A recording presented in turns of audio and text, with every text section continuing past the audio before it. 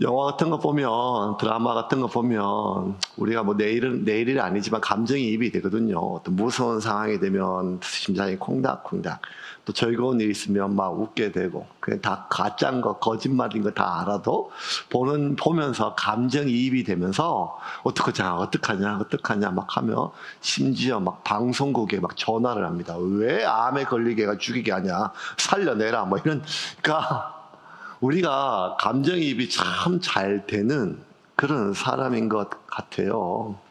그래서 이렇게 영화나 이런 거 보면 이렇게 뭐 주인공들이 큰 어려움에 대해도 아주 위험에 처해도 안심이 되는 그런 영화들이 있어요. 왜냐하면 믿는 구석이 있을 때, 예를 들어서 이렇게 뭐 알라딘 같은 거 보면 요술 램프만 있으면 다 해결이 되거든요.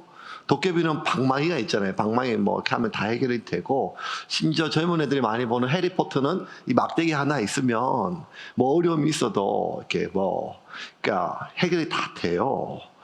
근데 그 안심이 좀 되죠. 안심이 되죠. 뭐 해결이 되니까, 어려운 상황 속에. 우리한테는 뭐가 있죠?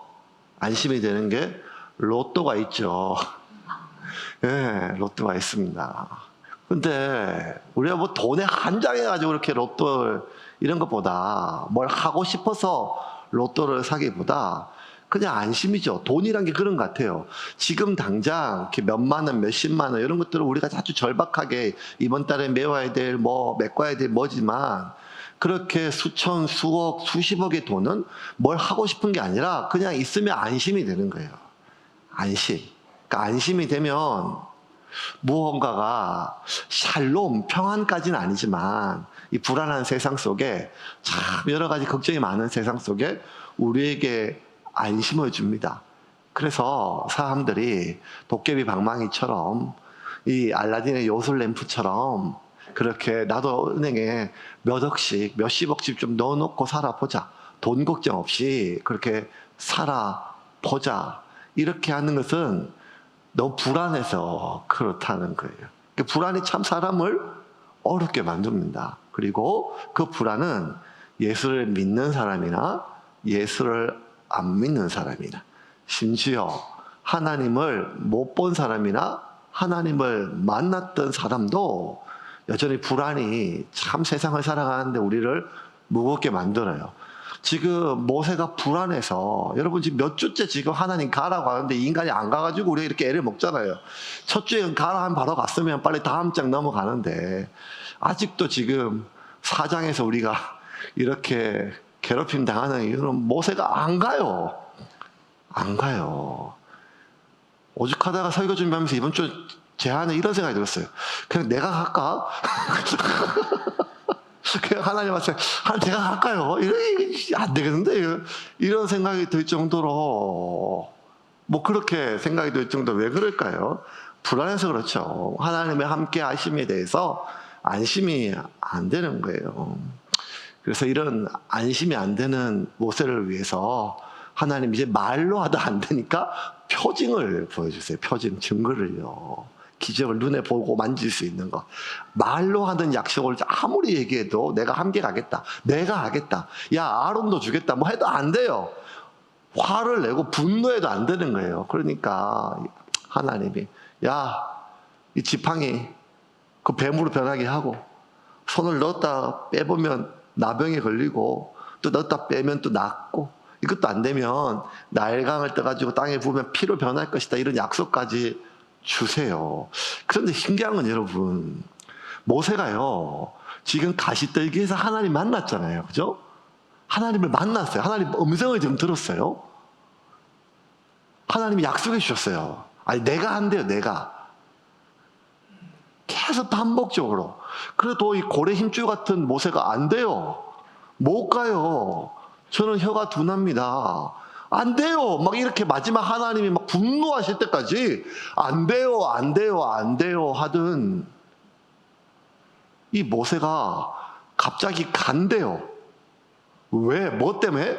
지팡이 하나 주니까 그거 붙잡고 간대요. 17절, 18절 같이 읽겠습니다. 너는 이 지팡이를 손에 잡고 이것으로 이적을 행할지니라. 모세가 그의 장인 이드로에게로 돌아가서 그에게 이르되 내가 애굽에 있는 내 형제들에게로 돌아가서 그들이 아직 살아있는지 알아보려 하오니 나로 가게 하소서. 이드로가 모세에게 평안히 가라 하니라. 우리가 한 절 한 절 꼼꼼하게 씹잖아요. 지금 17절까지는 지금 하나님과 모세가 논쟁하고 있어요. 지금 가라 안 된다, 가라 안 된다 계속 하다가, 아니 하나님이 뭐라 했냐면 너는 이 지팡이를 손에 잡고, 하나님이 내가 네 손 잡고 같이 간다 해도 안 간다, 안 갔거든요. 그런데 이 지팡이를 손에 잡고 이것으로 기적을 행하라. 이적. 아니 가시떨기 불꽃부터 해가지고 다 했는데 그게 안 되는데 이 지팡이가 뭐라고, 지팡이 하나 던져주니까 모세가 뭔가 하면 바로 장인한테 가서 저 좀 갔다 오겠습니다, 가겠다고 이야기를 해요. 도대체 이 지팡이가 뭘까요? 지팡이가 뭘까요? 그래서 오늘 지팡이 좀 보려고 해요. 이 지팡이를 결국 지팡이 하나 잡고 가거든요. 오늘 마지막, 처음도 지팡이고 마지막도 지팡이에요. 그런데 이 지팡이가 뭘까요? 아니 왜 지팡이인가요? 왜 지팡이? 이게 중요해요. 왜 지팡이일까요? 하나님 진짜 뭐가 많은데 왜 지팡이일까요? 1절과 2절을 한번 같이 보겠습니다. 모세가 대답하여 이르되 그러나 그들이 나를 믿지 아니하며 내 말을 듣지 아니하고 이르기를 여호와께서 내게 나타나지 아니하셨다 하리이다. 여호와께서 그에게 이르시되 내 손에 있는 것이 무엇이냐? 그가 이르되 지팡이니이다. 왜 지팡이인가? 모세가 손에 들고 있는 게 지팡이뿐이라서 그래요. 만약에 도시락 들었으면 도시락 가지고 갔을 거예요. 하나님 물었어. 네 손에 지금 뭐 있는데? 지팡이 이것뿐이라는 거예요. 지팡이. 그러니까 새로운 게 아니에요. 이 지팡이는 모세가 미디안에서 40년이나 손에 들고 다녔어요. 왜? 양 쳐야 되니까. 양. 우리가 알잖아요. 목자들은요 큰 지팡이가 있어요. 지팡이로 툴툴툴 하고 양을 쳐요. 양을 이렇게 치고 잘못된 길로 있으면 이렇게 일로 몰고, 그러다가 이 짐승들 나타나면 지팡이를 이렇게 호휘 몰아내기도 해요. 그래서 이 지팡이는 목자들이 가지고 다니는 필수품이에요. 필수품. 그러니까 이 지팡이가 나이가 드니까 이제 모세가 허리가 좀 꼬부라지잖아요. 그래서 이 40살, 50살, 60살 넘어갈 때 양치고 짐승 몰아내던 그 지팡이가 이제는 뭐 하는가 하면 자기가 꼬부라진 허리에 좀 걸을 수 있도록 지탱해주는 그 지팡이입니다. 그 의지가 되죠. 힘이 되죠. 근데 여러분 이게요, 이 지팡이가 모세한테는 참 두 가지 의미가 있어요. 모세가 40년을 미디안에 살았으니까 이제 거의 미디안 사람이죠. 미디안 사람이에요. 그러니까 미디안 사람일 때 이 지팡이는 모세한테 든든한 거예요. 짐승 나타나면 몰아내고, 양떼가 잘못 갈면 툭툭 치고, 또 걸어갈 때 힘들 때 짚고 가니까 미디안 사람인 모세에게는 참 도움이 되고 든든해요. 그런데 여러분 모세가 애굽 사람이잖아요. 애굽에서 나고 자랐잖아요.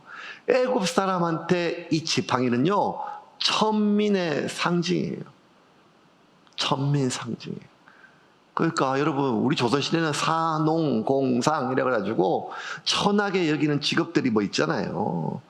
그리고 심지어 직업들에 대해서 아니면 그냥 길가만 나가도 아주 못 먹고 못 살아도 여러분 양반남 머리에 뭘 쓴 게 아니라 아주 상놈도 머리에 뭘 쓰고 다니죠. 주인들도 뭔가 하면 그 가시 아니면 초랭이라도 뭐라도 자신의 신분을 나타내니까요. 그러면 애굽 사람들에게 있어서 여러분 애굽 사람들은 이 목축업을 굉장히 천민으로 여겼거든요. 우리나라가 진짜 천하게 여기는 어떤 직업처럼 조선시대에 이 애굽 사람들은요 이 목축업자들을요 아주 천하게 한 상에 밥도 못 먹었어요. 오죽하면 요셉이 자기 형들 찾아왔을 때 한 상에 원래 애굽 사람들이 밥을 못 먹는 것 때문에 따로 상을 마련할 정도로, 그러므로 이 목자를 상징하는 이 지팡이는 내가 어떤 신분인지 내가 어떠한 존재인지를 드러내요. 그러면 여러분 모세가 이집트의 왕자로 컸잖아요. 지팡이는 만지지도 않았었어요. 그랬던 모세가 이제 와서 손에 지팡이를 들고 다닌다는 것은 신분의 차이가, 존재의 차이가 저 하늘에서 땅 밑으로 지하로 떨어진다는 거예요. 그러니까 이게 참 어려워요.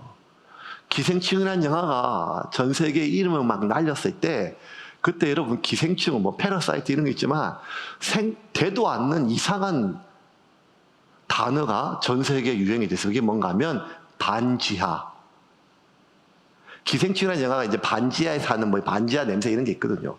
그냥 한글 그대로 똑같이 반지하 이렇게 다 발음해가지고 이렇게 표기해가지고 표현되어 있어요. 반지하. 그게 보면 뭐 영화 보면 홍수가 나가지고 반지하에서 막 그냥 막 변기 뚜껑이 막 날아가고 막 그냥 오물이 튀어나오고 물이 잠기고 그 반지하에 막 음습한 냄새, 침침한 냄새 뭐 이런 것들이 나와요. 반지하. 예. 그러면 최고 높은 진짜 수십억짜리 좋은 그런 아파트에 살다가 내가 반지하에 만약에 산다. 그러면 누가 뭐라 하지 않아도 이 반지하에 들어가는 순간부터 나의 어떤 신분, 아, 나는 이것밖에 안 되는구나 이제. 나는 이것밖에 못하는구나. 뭐 이런 걸 상징하듯이 모세에게서 이 지팡이를 뭔가 하면 나는 이제 이 정도밖에 안 되는 인간이라는 거예요. 정설한 것은 아무리 머릿속으로 내가 괜찮아 지금에 무슨 귀천이 있냐 이렇게 다짐해도 안 되거든요. 정설한 게요. 수십 년 동안 몸에 배어 있으니까요. 그러면 이 지팡이는 내가 지팡이를 짚을 때마다 내가 잡을 때마다 나는 이것밖에 안 되는 존재이고 나는 이것밖에 할 수 있는 게 없는 존재예요. 그러므로 이 지팡이는 어쩌면 모세에게 참 서글픈 자신의 처지를 확인시켜줘요, 자꾸만. 그런데 하나님이 지금 모세에게 안 그래도 두렵고 안 가려고 하는 모세를 강제로 밀어서 보내는데 그것도 절대로 자신을 배반했고 돌아갈 수 없는 그 배반한 인간들에게 자기를 죽이려고 하는 그 제국 애굽의 바로 앞에 보낼 때 이제 모세는 지금 신분의 변화예요. 목자가 아니라 목동이 아니라 소명자로서 이 대제국 이집트의 바로와 수많은 군대와 싸우고 그리고 수백만의 인구를 히브리 백성들을 인도에 낼 소명의 삶을 시작할 때 이제는 그의 80년 동안 삶은 없어지고 이제 앞으로 40년 동안 공생애가 시작돼요. 그러한 대전환점에 있어서 하나님이 모세에게 그의 신분의 변화, 그의 삶의 변화, 소명의 변화를 상징하는 것으로 손에 들고 있었던 그의 처지와 참 서글픈 상황을 각인시켜주는 지팡이를 들려보냈다는 것은 참 아이러니한 거예요.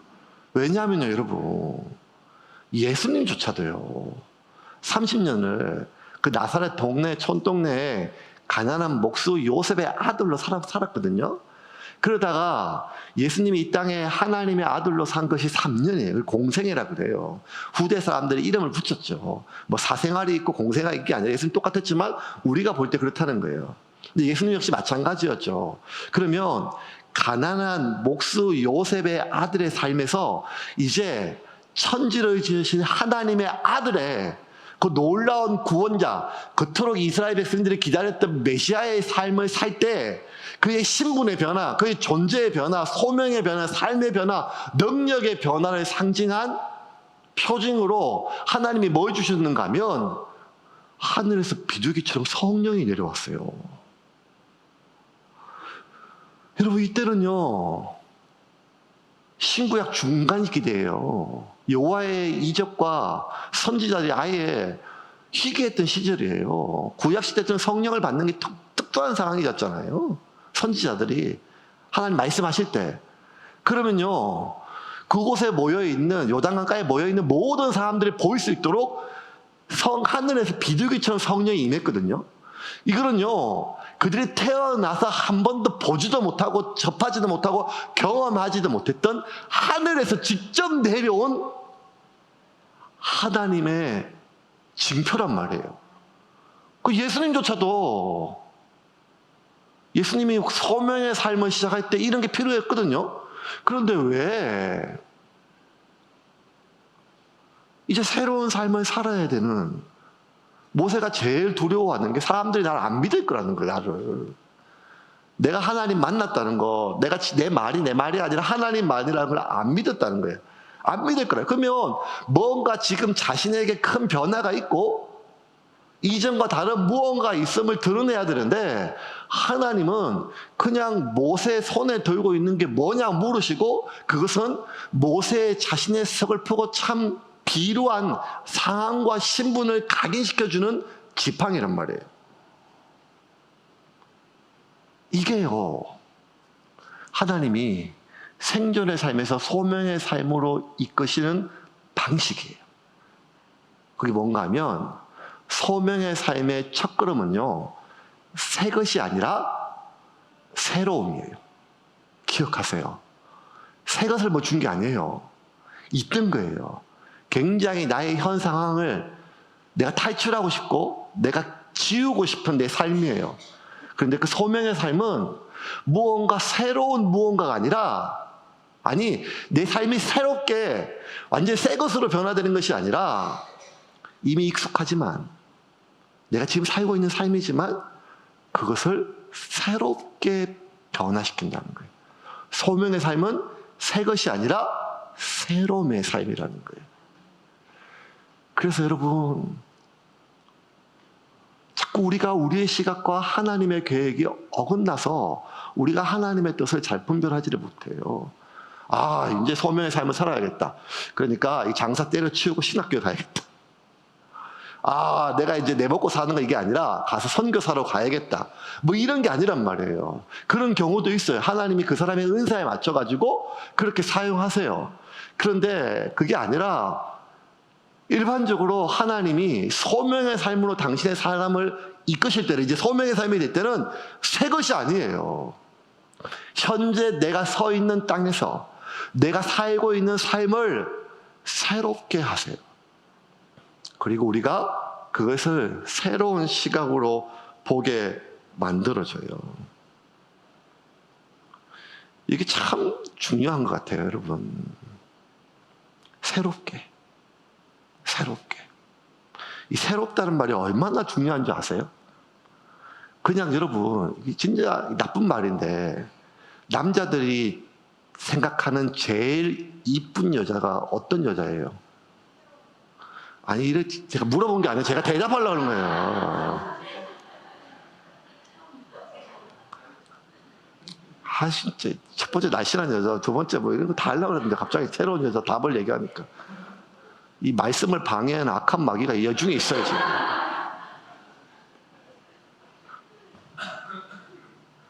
남자들의 심리를 얘기하지만 나쁜 말이죠. 새로운 여자. 아무리 예뻐도 새로운 여자를 못 이긴대요. 그러니까 우리는 자꾸 뭔가 새 것을 원해요. 새 것을요. 와, 새 집이다. 세차 냄새 너무 좋다. 새로운 땅, 새로운 여행지.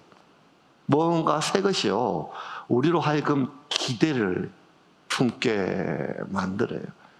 그래서 우리는요, 자꾸만 뭔가 지금의 왜 새 것을 원하는가 하면 지금이 싫다는 거예요, 내가. 지금의 내 삶이 싫고, 지금의 이 상황이 싫고, 지금의 이 관계들이 싫단 말이에요.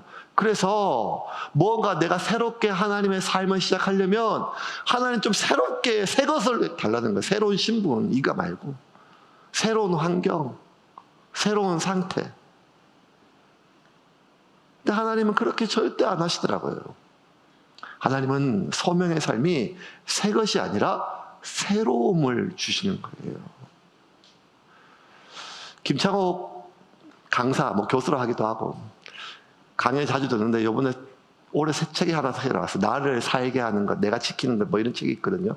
그 책을 읽다 보니까 어떤 한 대목에 제가 눈길을 가는 게 하나 있었어요. 그게 뭔가 하면 이제 이분이 또 코로나 때 제주도 가서 좀 새롭게 회복되는 내용들인데 그 중에서 TV에서 보다가 물레동에, 서울 가면 물레동이 있거든요. 물레동에 가면 옛날 동네예요. 아주 철공소들 가득하고, 서울인데도 사대문 안인데 철공소도 막 있고. 근데 그 중에 보면 이제 다 오래되고 철공소도 쭉 있고 하는데 요즘 젊은 사람들 들어와가지고 좀 힙하게 성수동처럼 좀 바뀐대요. 그 중에 이제 어떤 철공소에 보니까 아주 20대 젊은 사장이 있었어요. 철공소에 막 쇠를 깎고, 요새 그런 일 안 하잖아, 젊은 애들이. 사장님 어떻게 여기 있냐, 이렇게 뭐 인터뷰하는 그런 TV를 유심히 본 내용들이에요. 그러니까, 원래 이 철공소는 우리 아버지가 하던 건데, 내가 이어받아서 한다. 아니, 왜 다 싫어하는데 왜 이게 다, 말이 철공소죠. 진짜 여러분, 힘들고 어렵지 열악하잖아요. 요즘 누가 그런 일을 합니까? 그러니까 아버지가 열심히 땀 흘리는 모습이 멋있어 보여가지고 자기가 이 일을 계속 받아서 한다는 거예요. 뭔가 새로운 거 말고. 그걸 하면서 이 김창옥 씨가 이 책에다가 이렇게 썼어요. 뭔가 굉장히 자기가 봤을 때 인사이트가 있는 말이에요. 왜냐하면 다 그만두고 제주도에서 이제 그냥 지금 단절된 채 자신의 삶을 어떻게 살아갈까, 직업을 바꿔볼까, 뭘 할까, 뭐 이런 고민이에요. 남들 다 박수 쳐주고 막 사람들 막 열광해주고 뭐 한번 웃고 한참 그렇게 있다가 코로나 때 모든 게 다 중단되고 몸이 병이 생기고 우울증이 오고, 여러분 유명한 사람들 한 번씩 이렇게 공항에 오는 모양이에요. 제주도 가서 그 사람들 가서 이제 뭐 어떻게 살아야 되지, 다 때려치우고 싶다 뭐 이렇게 뭐 이러면 하고 있을 때 중요한 것은 새 것이 아니구나, 새로움이구나 하면서 그 책에 이런 내용, 그 책을 그대로 제가 읽어볼게요. 한번 띄워보실래요? 제가 읽어볼게요. 청년은 빠르게 성공하자 하는 욕심 없이 매일 철을 깎으며 실력을 쌓는 데 집중했습니다. 자신이 좋아하는 일을 발견했을 때 첫 마음을 기억하며 새로운 일을 찾는데 에너지를 쏟기보다 기존의 일을 새롭게 하는 방법을 찾는데 집중했습니다. 어쩌면 우리는 끊임없이 새로운 것을 찾으려고만 했는지도 모릅니다. 더 심오해 보이는 것, 그동안 세상에 나오지 않았던 것을 찾으려 헤맸습니다. 하지만 이미 하늘 아래 새로운 것이 없다고 했습니다. 다만 새 것을 찾는 것이 아니라 새롭게 하는 방법을 찾는 것.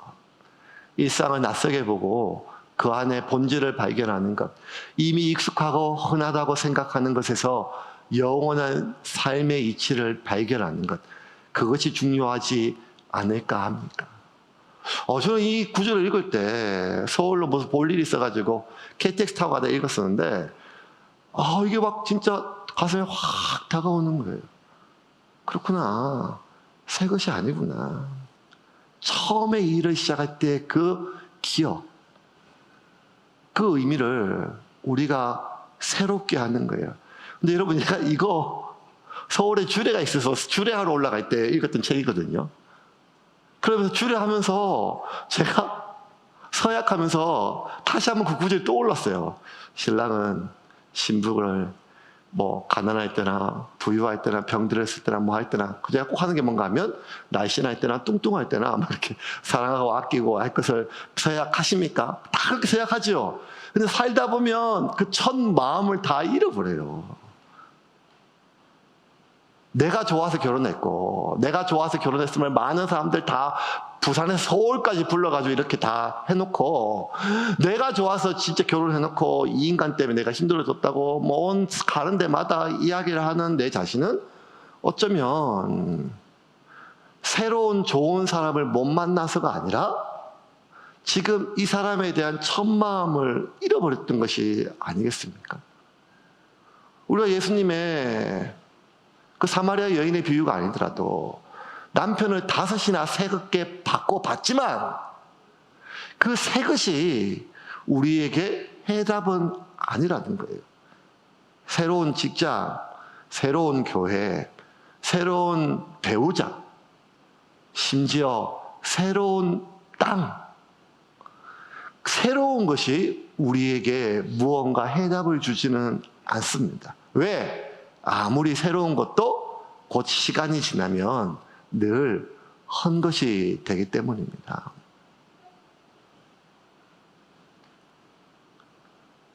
근데 자꾸 우리는요, 하나님 앞에 새 것을 구해요. 지금 이것에서 도망이 가야 돼요. 지금 이 상황에서는 해결이 안 돼요. 이 상황에서는 도망이 가야 돼요. 이 사람한테는 도망을 가야 돼요. 이 관계에서는 도망이 가야 돼요. 그래서 새로운 관계, 새로운 사람, 새로운 상황, 새로운 신분.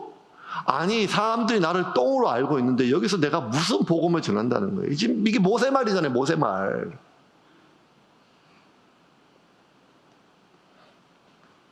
하나님 그게 아니라는 거예요. 지금 네 손에 들고 있는 게 뭐냐?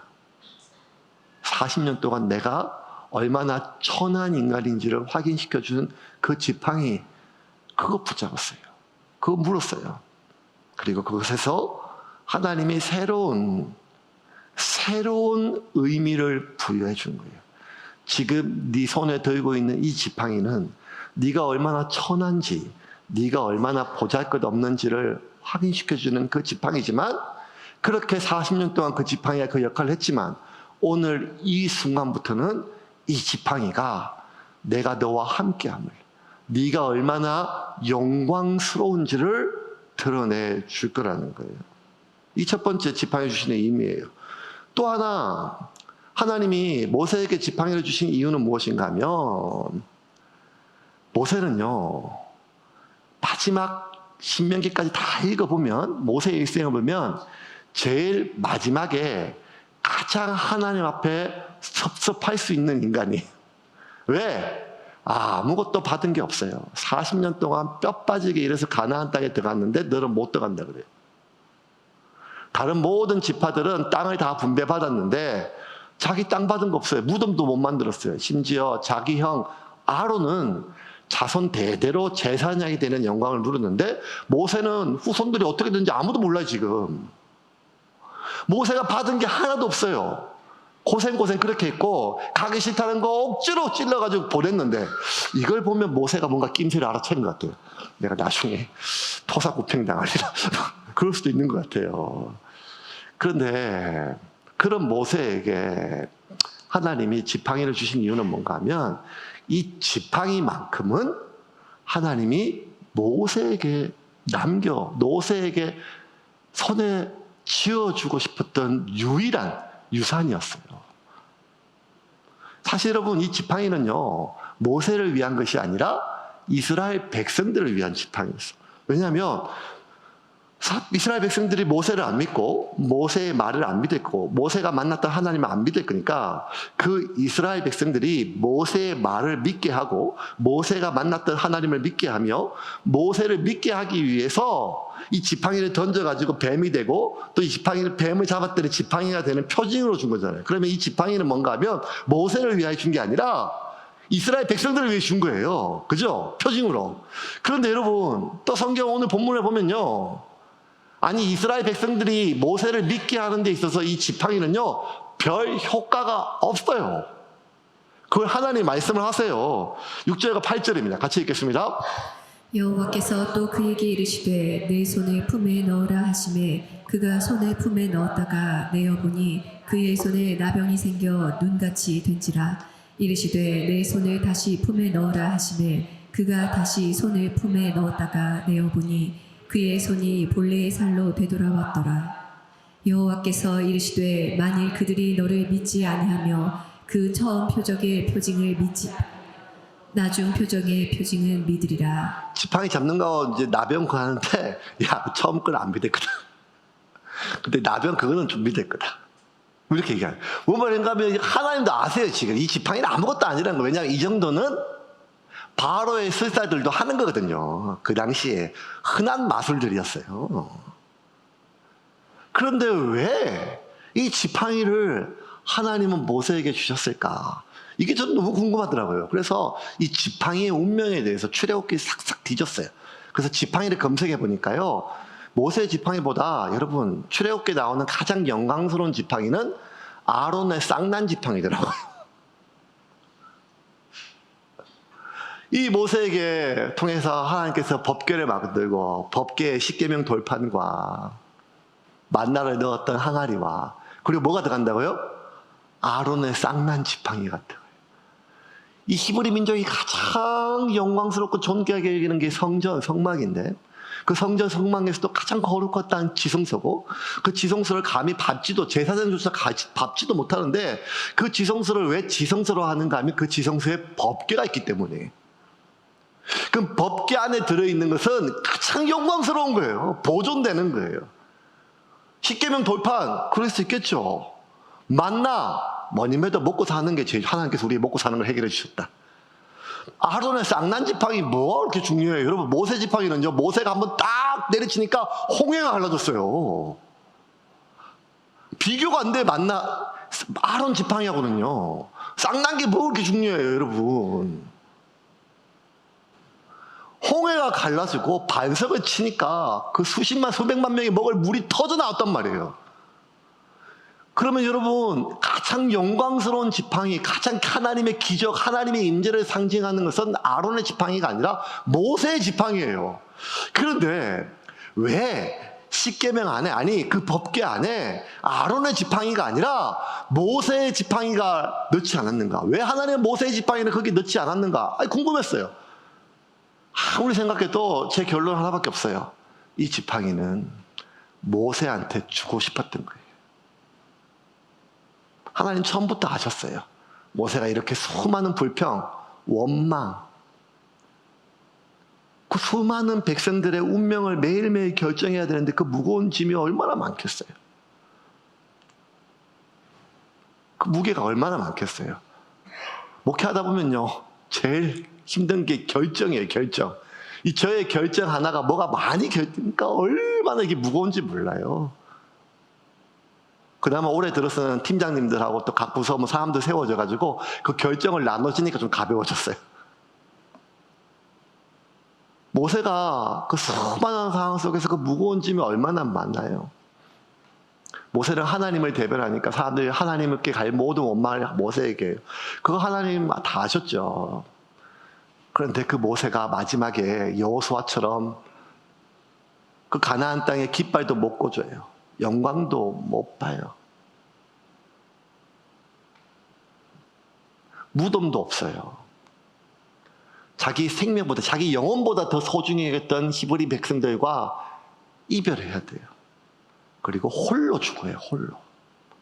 아무것도 남는 게 없어요. 그런데 그 모세에게 하나님이 이 지팡이 손에 쥐어주고 싶었어요. 법궤 안에는 진짜 모세 지팡이 들어가면 딱 좋은데 이 지팡이만큼은 하나님이 모세의 손에 쥐어주고 싶었어요. 왜? 지금 이 순간 이후부터 앞으로 40년 동안 하나님이 이 땅에서 내리는 모든 기적은 모세의 이 지팡이를 통해서 이루어져요. 하나님은 보이지 않은데, 하나님은 만질 수 없는데, 보이지 않고 만질 수 없는 하나님께 내 운명을 걸고 내가 끌고 왔던 수백만 명의 사람들의 운명을 걸어야 돼요. 그런데 그 모든 운명이, 그 엄청난 일이 지금 어디에서 이루어지는가 하면 이 지팡이예요. 이 지팡이가 반석에서 물이 나올 때마다, 홍해가 갈라질 때마다, 구름 기둥이 움직일 때마다, 이 지팡이를 통해서 그 선포가 이루어질 때마다 모세는 하나님이, 자기가 지팡이를 잡고 있지만 하나님이 자기를 잡고 있는 것을 확인했어요. 얼마나 놀랐을까요? 하나님이 홍해를 내리쳐라 했는데, 내리쳤는데 쭉 갈라져요. 그때 제일 놀란 건 누구였을까요? 모세였겠죠. 반석을 치라 그랬어요. 물이 터져 나왔어요. 제일 놀란 게 누구였을까요? 모세였죠. 살다 보면 여러분, 우리 인생에 이런 지팡이 같은 게 필요해요. 필요해요. 하나님 보이지 않는데, 하나님 만질 수 없는데, 하나님 내가 너와 함께 있다고 그냥 문자로만, 설교로만 하는데, 아무리 하나님께 부르짖어도 사방에 우겨싼 것처럼 도울 힘이 나에게도 없고 아무것도 없어요. 하나님이 날 돕지 않는 것 같아요. 그렇게 느껴지는 순간 나의 지나온 삶 가운데 나와 함께 하셨던 하나님의 흔적이 필요하단 말이에요. 여러분, 제가 기도할 때 어떻게 기도한 줄 아세요? 본당에 뺑뺑뺑 돌아요, 여기. 오후나 시원할 때 이럴 때, 성도들 없을 때 있으면 좀 하니까 본당에 쫙 들어와서, 제 평소는 반바지에 이렇게 스레파 신고 다니잖아요. 근데 신발을 벗고, 스레파를 벗고 여기를 또 맹맹맹 돌아요. 이렇게 한 바퀴, 하루에 10바퀴, 20바퀴, 100바퀴 이렇게 해서 돌아요. 돌으면 첫 번째는 여러분 앉는 자리가 거의 비슷해요. 그 사람의 생각이 나요. 두 번째는 이게 너무 신기한 거예요. 이게 너무 신기한 거예요. 여러분은 지금 앉아있는 게 하나도 안 신기하겠지만 저는 지금도 이게 신기한 거예요. 어제도 저녁에 목상실에 있다가 참, 어떻게 이렇게 교회가 생겼지? 8년 전에 갑자기 개척하겠다고 마음을 먹었을 때 그때 어떤 목사님하고 하단 전체를 다 돌아다녔거든요. 돈도 하나도 없고 당장 교회 그만두면 평생 사택에 살았기 때문에 아파트 월세 하나 보증금 하나 없는데 교회를 어떻게 구해요? 그 다 구했는데 전부 다 뭐 제 상상을 넘는 돈이에요. 그때는 1, 2천만 원이 큰 돈이었으니까요. 그래서 어디 알아봤는가 하면 지하에 있는 노래방, 망한 술집, 반지하, 온지하 뭐 이런 거 지하로 해요. 그러다가 이 하단에 보면 그 6화가 뭐 그게 옆에 형설 빌딩이라고 하는데 아주 큰 빌딩이 하나 있는데 갑자기 거기를 누가 부동산을 보여줬는데 그거 갔는데 15층인가 16층인가 보니까 한 45평 되는데 넓고 시야가 확 뚫렸어요. 계속 지하만 보다가 그걸 보니까 너무 좋은 거예요. 그런데 그게 얼마냐고 물어보지도 못했어요. 교회는 안 준다고 하고 감히 상상도 못하니까요. 근데 제가 기도도 안 했어요. 그냥 이렇게 생각했어요. 저기다가 조그만 의자 깔고 몇 명 안 올 거니까 몇 깔고 뒤에 식당 만들어가지고 교인들 밥 먹이면 좋겠다. 카페 하면 좋겠다. 뭐 이런 생각이 들었거든요. 그게 8년 전이에요. 지금 요때. 가덕도에서 낚시하다가 와가지고 알아볼 때요, 지금 그때. 여름. 그로부터 지금까지 있었으면서 그 지나온 여정들을 다 알잖아요. 남포동 지하에서 나올 때 장소가 없으니까 그래서 수만 군데 갔는데 교회를 안 준다는 거예요. 어렵게 신호등 골라가지고 하나 계약을 했는데 그 다음날 주인이 틀었어요. 너무너무 서운하더라고요. 그래서 일주일 동안 또 고민했는데 마음 수여잡고 진짜 수백 군데 돌아다니다가 또 다른 데 가서 건물을 하나 교회 준다 그래가지고 이제는 너무 급하니까 제가 또 엎어질까봐 계약금 보냈어요. 근데 그날 저녁에 죄송하다고 낮에 다른 부동산에서 다른 교회가 온다고 한 건물에 교회가 2개 온다는 거예요. 이 좁아 터진 신호동에 왜 이렇게 무슨 일이 많은지 모르겠어요.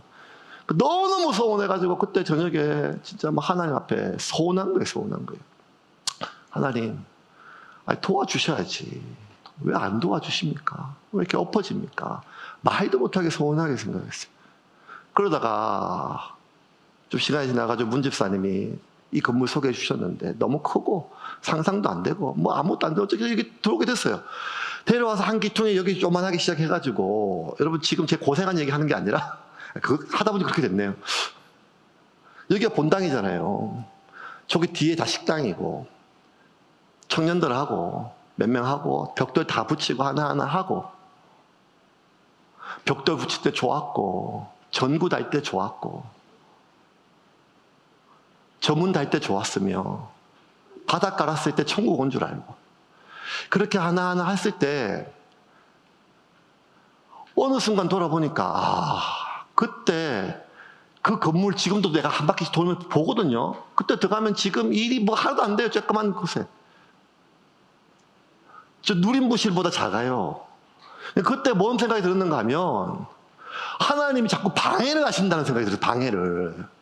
니까짓 게 무슨 욕심이냐. 그냥 지하에 있어라. 그 있지 뭐 이렇게 나올라 하나.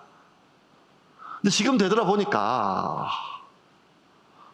뭘 하다가 엎어진 게 하나님이 안 도와준 게 아니라 하나님이 저를 계속 돕고 계셨던 거예요. 하나님은 계획이 있으셨던 거예요. 그리고 그냥 지나갈 때 내가 기도조차 못하고 욕심 같아가지고 기도조차 못했는데 지나가는 생각 하나님 들어줬어요. 오늘도 예배 끝나고 7층에서 교인들 다 밥 먹는 모습 보려고 하니까 지금도 마음이 제가 얼마나 좋은지 모르겠어요. 그래서 저는 답답한 일 있고 속상한 일 있으면 여기를 뺑뺑뺑 돌아요. 왜냐하면 이게 하나님의 흔적이에요. 하나님의 흔적. 저한테는. 남들이 봤을 때는 아무것도 아니에요. 진짜 아무것도 아니에요. 지금까지 수많은 고생한 목사님들 한둘이에요. 저는 진짜 수월하게 개척했어요. 저는 세 발의 피해요. 그런데도 저는 이게 기적이라니까요. 기적이에요. 여러분 한 명 한 명이 기적이란 말이에요. 저한테는. 이게 하나님의 흔적이란 말이에요. 그래서 저는 모세에게 지팡이처럼 이 의자가 그렇게 좋아요. 이 의자가.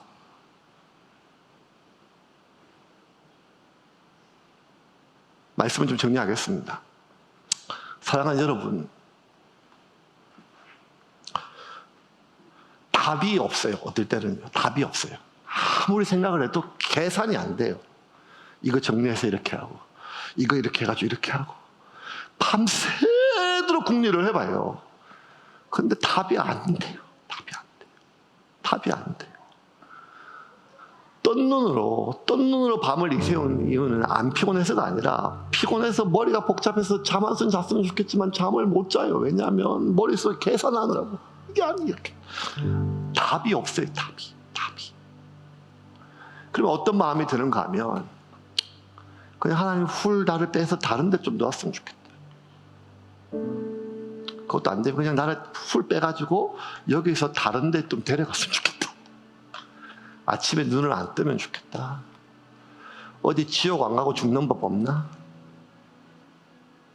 이런 말도 안 되는 생각이 들 정도로 새 것이 아니면 해결이 안 되는 것처럼 여겨지는 상황들이 인생 살다가 있어요. 왜? 하나님이 안 믿어져서가 아니라 하나님이 안 도와줘서요. 안 도와줘서. 여러분, 하나님이 안 도와주시는 것이 아니라 하나님의 때가 있다는 거예요. 때가 있어요. 때가. 그 때가 되면 진짜 사방이 우겨쌈을 당한 것처럼 내가 죽기 전에는, 저 인간 죽기 전에는 이 상황이 다 끝나기 전까지는 해결이 안 될 것 같은데, 그때가 되면 진짜 뭐가 어떻게 왜 이렇게 된지 모르겠는데 뭐가 다 해결이 돼요. 왜냐하면 그 하나님이 하시기 때문이에요. 그때 우리가 낙심하지 말고 선을 행하다 낙심할지 말지니, 우리가 낙심하지 않기 위해서 내 손에 들고 있는 지팡이 붙잡아야 돼요. 이 지팡이가 나의 처지를 환기시켜주고, 이 지팡이가 나의 상황을 각인시켜주지만, 그럼에도 불구하고 이 지팡이가 지금까지 하나님이 나를 도우셨다고 하는 흔적이에요. 우리 여기 살아있잖아요. 우리 여기 망하지 않았잖아요. 우리 모든 사람들에게 수치가, 우리의 죄가, 우리의 잘못이 다 드러나지 않았잖아요. 그냥 멀쩡하게 양복 입고 설교하고 여기 예배 드리고 사람 구실 하잖아요. 지금 이렇게 하고 있는 모든 것이 하나님의 은혜 아닙니까? 하나님 살아 계십니다. 제발 믿읍시다. 하나님 살아 계세요. 그리고 지금 여기 계십니다. 그래서 여러분 그 지팡이 붙잡아야 돼요. 도깨비 방팡이나 요술 램프나 로또가 아니라 그 비루하고 남루하지만 하나님의 함께 하셨던 흔적에 쌓여있던 그 지팡이 들고 있으면, 남들 다 땅 받을 때 내가 못 받아도 하나님 내가 함께 계시니까 서운하지 않다는 거. 내가 죽도록 200세 이끌고 갔는데 여호수아가 박수 받아도 그 지팡이 내가 하나님 내게 같이 있으니까 그거 질투나지 않는다는 거. 그러므로 여러분, 이번 한 주도 여러분 삶 가운데 그 지팡이를 찾으십시오. 하나님의 흔적을 찾으세요. 그리고 하나님의 흔적을 붙잡고 앞으로 가야 할 40년의 소명의 삶을 믿음으로 승리하는 저와 여러분 되기를 주님의 이름으로 축원합니다.